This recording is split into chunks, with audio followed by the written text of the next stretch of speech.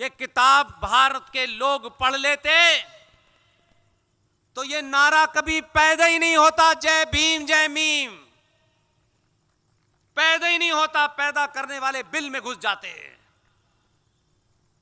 और क्योंकि मैंने वादा किया है आपके शहर के इस व्यवस्था को देखने वालों से, वादा नहीं तोड़ूंगा, जबकि उससे इसका संबंध नहीं है। सच है, अंबेडकर ने कहा है, मैं नहीं कह रहा। अंबेडकर की कही हुई बात है, लिहाजा ऐसा नहीं है कि कल ये कहें कि मैं कह रहा हूं।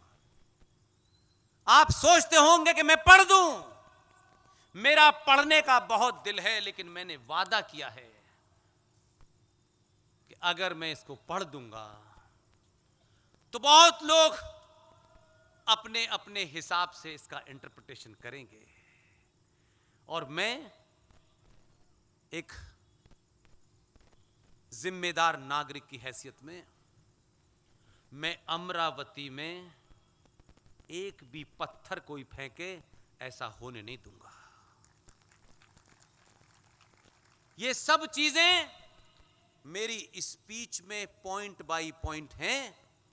मैं कोई पहली बार नहीं कह रहा हूं, लेकिन अमरावती के जितने भी पुलिस के अफसरान हैं, जिन्होंने मेरी बहन कल्याणी वासु, उनके पति डॉक्टर विक्रम वासु पे भरोसा जताया कि कोई ऐसी बात न हो जाए जिससे कोई आदमी को माहौल खराब करने का मौका मिले, जबकि ये मेरी बातें नहीं हैं, ये अंबेडकर की बातें हैं। मैंने आपकी सुविधा के लिए कि इतनी मोटी किताब में किस पेज पर उन्होंने क्या लिखा है, किसी माई के लाल में दम नहीं है, किसी पार्टी किसी संगठन का हो कि अंबेडकर ने जो सच बोला है उसे सार्वजनिक मंचों से बता दे। मैंने कोई 100 सभाओं में से 70 सभाओं में बोला है। इसलिए मेरी स्पीच आपको वी सपोर्ट पुष्पेंद्र कुलश्रेष्ठ नाम का एक चैनल जो हमारी टीम चलाती है, उस पे date time point page number करके डाला है, ताकि मुझे मालूम है कि आपके पास समय कम है। आप सत्तू के दौर में पैदा नहीं हुए हैं, आप मैगी के दौर में पैदा हुए हैं।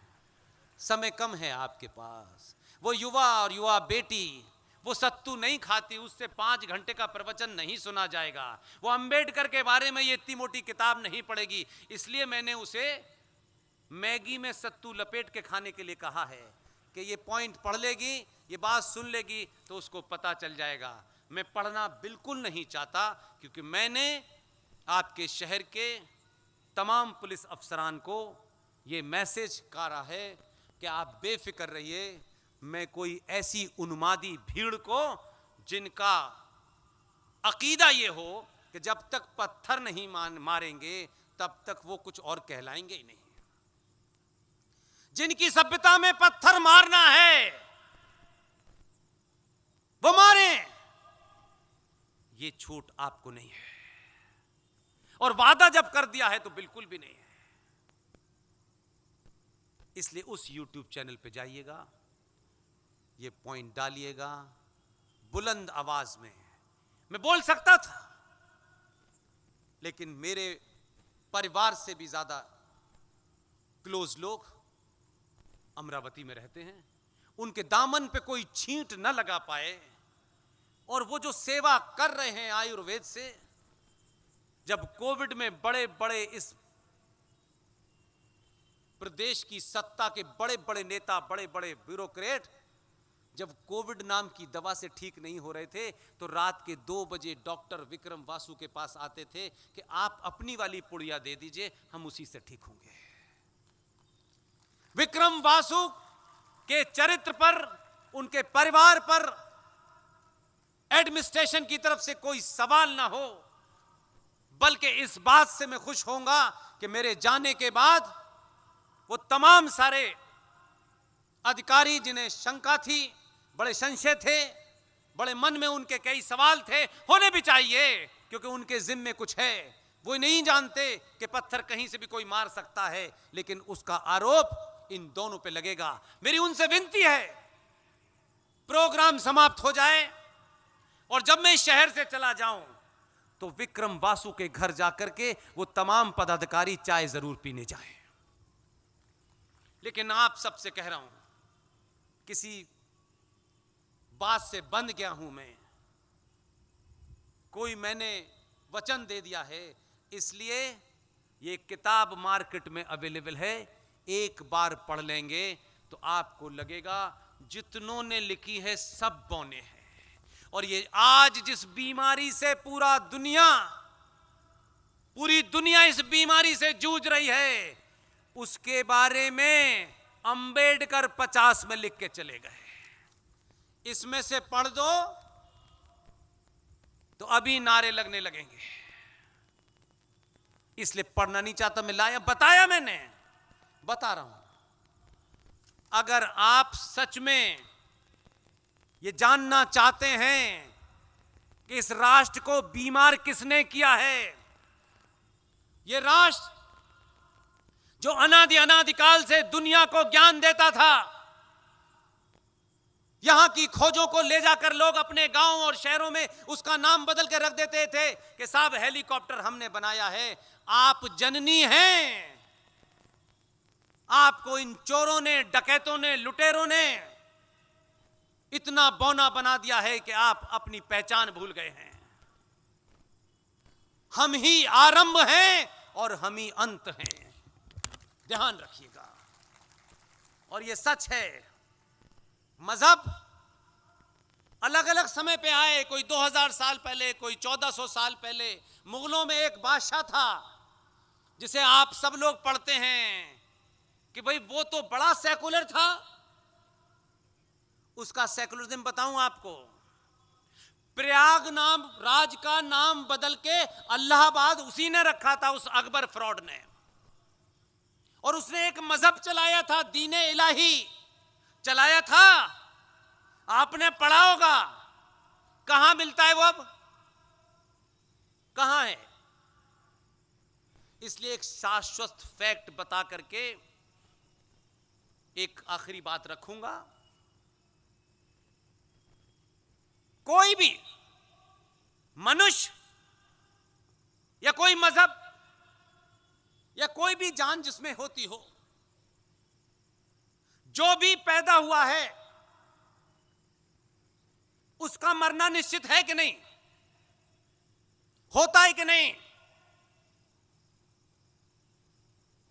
एक सवाल, देश पूरा उलझा हुआ है। किसी 2 कौड़ी के चोटे टाइप के आदमी ने, जिसे अपने बाप का पता नहीं है, वो ये कहता है मैं सनातन मिटा दूंगा, तुम्हारी नस्लें बिगड़ जाएंगी, सनातन का सा नहीं कर सकते तुम। चोर, उठाई गिरे, दलाल लोगों को पागल बना करके वोट लेके सत्ता पे बैठ जाते हो और तुम हमें गाली देते हो। अभी 14 में पैदा किया है, 17 में पैदा किया है, 22 में पैदा किया है। अगर ये पैदा करने का सिलसिला चलता रहा तो पता नहीं चलेगा कि तुम्हारी नस्लें कहां गई हैं। ध्यान रखना, लोग कहते थे 14 में 1 है। मैंने कहा अपने अंदर की शक्ति को पहचानिए और तत्कालिक तौर पे जात पात, मेरा तेरा, ऊंचा नीचा ये छोड़ दीजिए। अगर योद्धा शत्रु का सर्वनाश कर सकता है तो उसके पीछे खड़े हो जाइए। और आपने 14 इसलिए दुनिया में लिखा गया, हम भारत के लोगों में वो पुरुषार्थ नहीं है, हम अंदर से बिके हुए लोग हैं। बड़ी बड़ी चर्चाएं सुबह से लेकर शाम तक टेलीविजनों पे होती हैं, बड़े से बड़े एडिटोरियल लिखे जाते हैं। 2014 की घटना के बारे में किसी अखबार को उठा के देख लीजिए, सबने कहा नहीं ये कारण था, वो कारण था। आप पे राज जरूर किया होगा उन्होंने, ऐसे लोग नहीं थे। सभी एटली नहीं थे, सभी माउंट बैटन नहीं थे, उसमें ईमानदार लोग थे। 2014 का जब चुनाव का रिजल्ट आया, मुझे बता दीजिए कि आप सब मुझसे बहुत वृद्ध लोग हैं, एक अखबार पूरे भारत में एक अखबार, मैं उन चाटुकार अखबारों की नहीं बात कर रहा जो विचारधारा वाले अखबार होते हैं, उनकी भी हिम्मत नहीं थी, प्रवचन तो देते हैं, उन्होंने की भी औकात नहीं थी, क्योंकि उनको भी देखना था मोदी कौन है, सरनेम क्या है, इसको नहीं बताना है। विदेश के एक अखबार, उस अखबार का नाम है गार्डियन, सुना नाम आपने, सुना है ना? उस अखबार को सैल्यूट करना चाहिए, क्योंकि सच लिखने के लिए हिम्मत चाहिए होती है। 2014 के रिजल्ट आने के बाद उस अखबार के एडिटोरियल पे एडिटर का एडिटोरियल छपा और उसने सब लिखा, और जो उसमें मेरे और आपके लिए वो बात जो हमें लिखनी चाहिए थी, जो हमें कहनी चाहिए थी, लेकिन हम तो जाति देखेंगे, फिर पार्टी देखेंगे, फिर संगठन देखेंगे, फिर क्या क्या देखेंगे, उसमें सच खो जाता है। गार्डियन अखबार के एडिटोरियल में छपा, 70 सालों के बाद पहली बार भारत में भारतीय सरकार बनी है। यह है पत्रकारिता। चवन्नी छाप, लोग अपने अखबारों को बेचने के लिए क्या क्या कलाबाजियां खाते हैं। इसलिए अगर हमारे मन की बात जो हम सब समझ रहे थे, उसका हमें प्रकटीकरण अगर हमारे उस शत्रु ने भी लिखा जिसने हमें गुलाम बनाया, तो उस अखबार को सैल्यूट करना चाहिए। हम में यह ताकत नहीं थी, हम ये नहीं करते, हम बहुत कुछ देखते हैं। इसलिए आज अंबेडकर को सैल्यूट करिए। अंबेडकर ने जो कहा है वो आज भी बड़े बड़े 100 साल से हम घूम रहे हैं। कभी कहते हैं जाति ब्राह्मणों ने बनाई, कभी कुछ कभी कुछ कभी कुछ, इतना बकवास करना है कि कंफ्यूज कर दो। आज का बच्चा, 16-17 साल की बेटी बेटा जो कहेंगे वेरीफाई करेगा, आजीवन आपको धन्यवाद देगा। झूठ बोलोगे तो कब्र में से निकाल के गाड़ देगा आपको।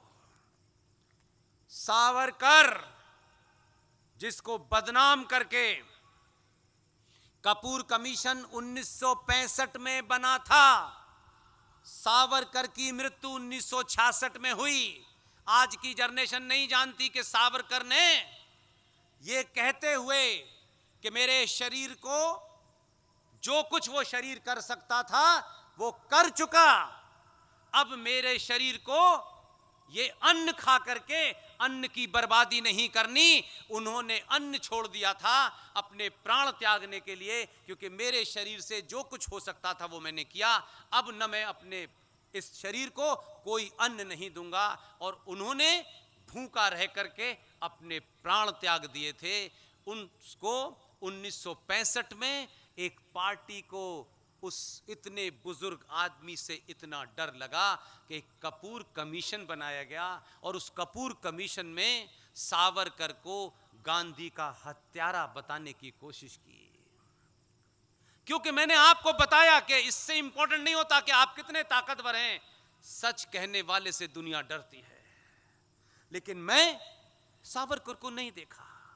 आज जो लोग बहुत सारे नए नए पैदा हो गए हैं ठेकेदार, वो सावरकर का नाम ले रहे हैं। उन्हीं मक्कारों ने सावरकर की पार्टी को समाप्त किया था।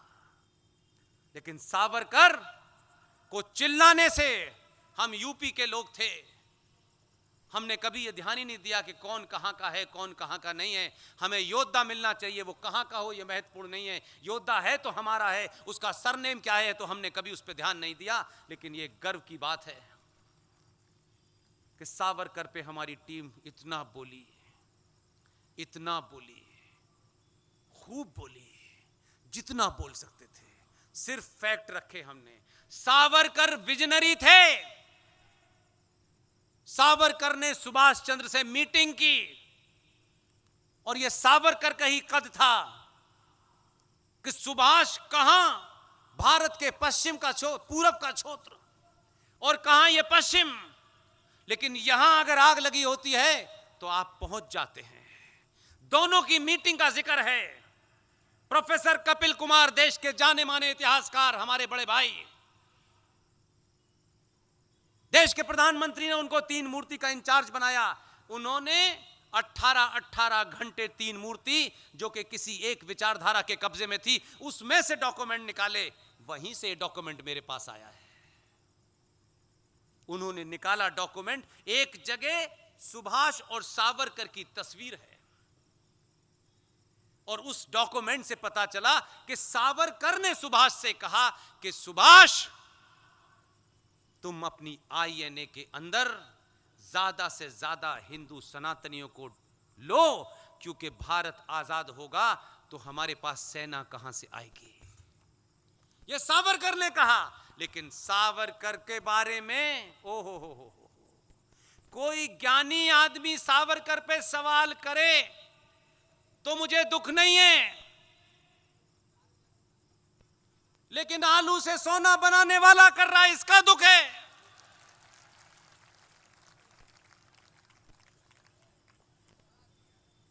दुख इस बात का नहीं होता कोई बहादुर आदमी ने मारा, कोई बनी चलो बहादुर ने मारा। मार कौन रहा है, कह कौन रहा है, कुछ भी बक रहा है। कहता है I am not Savarkar, I am a Gandhi. तुम्हारी 100 पुश्तें भी सावरकर नहीं हो सकती। I am not Gandhi, I am फलाने ढिमाके। सावरकर जिंदा कैसे हुए हैं और सावरकर का जिंदा होना जरूरी है, क्योंकि हमें फूल वाले चाचा बनने की प्रेरणा बंद करनी चाहिए। सावरकर चले गए, सावरकर के बारे में झूठ बोला गया। जब आदमी क्षितिज से हट जाता है तो जिंदा लोगों की ये भूमिका होती है कि उसके बारे में कोई सवाल खड़े तो उसका प्रतिकार करें। नहीं कि हमने, आप थोड़ा थोड़ा करने लगे। बॉम्बे के अंदर सावरकर स्मारक बना हुआ है, जहां मैं मेरे परिवार की तरह मैं वहां जाता हूं। सावरकर परिवार के लोग हैं वहां, रंजीत सावरकर उसके इंचार्ज हैं। उस सावरकर भवन अपनी नानी से पूछ लेता ये बेवकूफ तो पता चल जाता कौन था सावरकर। उनकी नानी ने बहैसियत प्रधानमंत्री, वो चिट्ठी है, इत्तेफाक से मैं लेके नहीं आया आज, वो चिट्ठी है 1980 की। वो पार्टी किस्में थी, लेकिन उस महान महिला के अंदर भी बड़े काम उसने भी किए हैं। पार्टी के नाम से विरोध नहीं करूंगा, कुछ काम बहुत खतरनाक किए हैं। अच्छों को नानी याद दिला दी है। ये तो बहुत टुकड़ों वाले लोग हैं।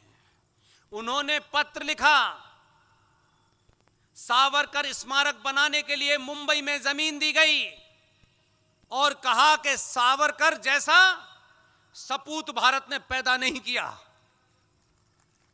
महान थे, बहादुर थे, वीर थे और भारत माता के सपूत थे। ये श्रीमती इंदिरा गांधी के नाम से है। अपनी नानी का पत्र पढ़ लेता भाई।